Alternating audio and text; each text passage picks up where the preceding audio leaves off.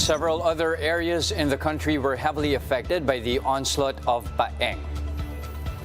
The city of Marikina endured floods after the water level in the Marikina River rose over the weekend. The Manila Police District, meanwhile, offered free rides to stranded passengers along Taft Avenue.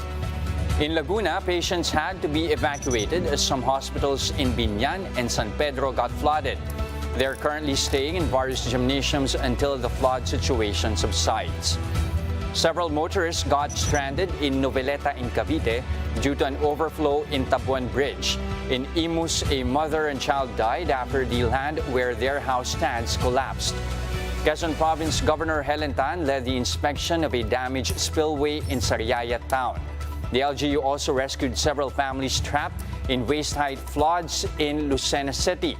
The Quezon LGU said more than 106,000 residents were affected by Paeng in the province. Weather has slightly improved in Bicol region, but Albay province has been placed under state of calamity. More than 5,000 families have been evacuated over the weekend right before Paeng's onslaught. Meanwhile, President Bongbong Marcos led an aerial inspection and distribution of aid to typhoon-hit residents earlier today. In his speech, Marcos tasked concerned agencies to ramp up efforts to provide assistance to affected families. This was the president's first public appearance after rumors of him being out of the country swirled over the weekend. Hanggat nandito kayo, hanggat nandito yung mga evacuees ay nasa evacuation center, ay titiyakin natin na meron kayong sapat na sa lahat ng inyong pangangailangan hanggat makabalik na nga kayo sa inyong mga lugar. Let's get the latest on the rescue and relief operations from spokesperson Edu Punay of the Social Welfare Department, who's joining us over the phone. Yusek Punay, welcome to the big story. Good evening, Ma'am Gretchen. Yusek Punay, given that Paeng has ravaged areas from north to south, from Luzon to Mindanao, how are you approaching deployment efforts when it comes to both relief and personnel? Which areas are you prioritizing?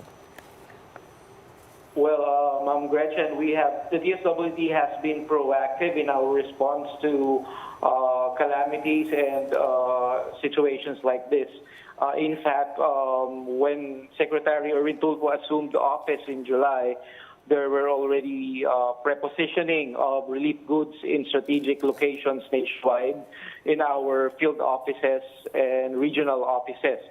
So our priority really is to provide immediate support to affected residents and communities, particularly by providing food and non-food items, the basic needs that our countrymen will need in times like this, Ma'am Gretchen.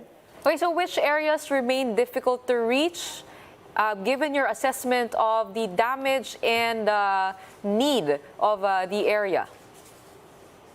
That's right, Ma'am Gretchen. The DSWD, in collaboration with other agencies in our response cluster, we experienced logistical challenges really in providing assistance to our affected communities, especially in provinces with high flood incidents, such as in Cavite, in Calabarzon, and particularly in Maguindanao, where 2 bridges actually collapsed.